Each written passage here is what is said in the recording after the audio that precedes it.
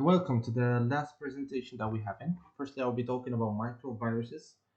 Um, so let's go to the table of content. I'm going to be talking about what is microviruses, how does it work, what can microviruses do, how have microviruses evolved, example of them, and sign of that you have infection of this microviruses, and how to prevent them. So a microvirus is a computer virus written within this say some macro language. So we have those macro language included inside Excel or Word. So they can be opened in any operating system such as Windows, Mac OS, or Linux, so that they can be executed and they target the software rather than the system.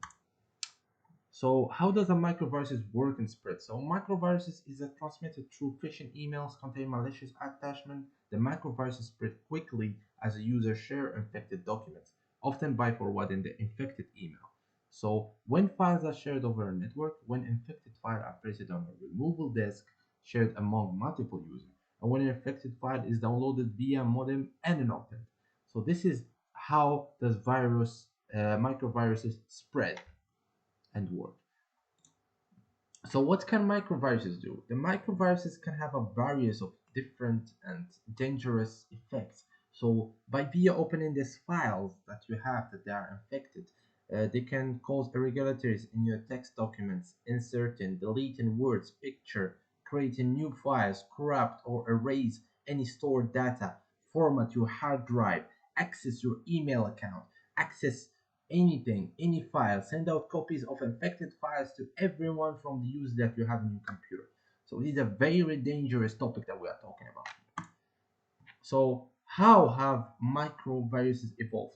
So initially microviruses was infected only in Words and Excel documents through application with powerful macro language and fewer. They almost executively targeted the Windows iOS.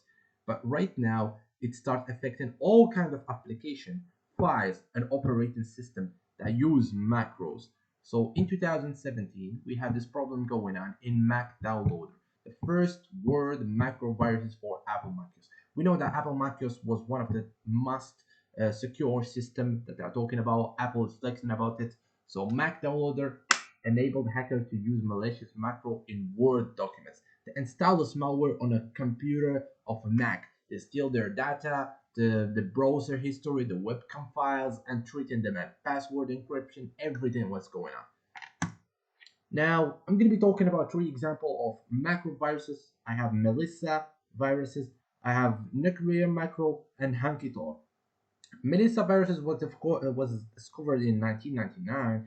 It was spread via email attachment. So it has either Microsoft Word or an Excel or an Outlook. So this was a disruption for many companies to lose more than $80 million that we are talking about.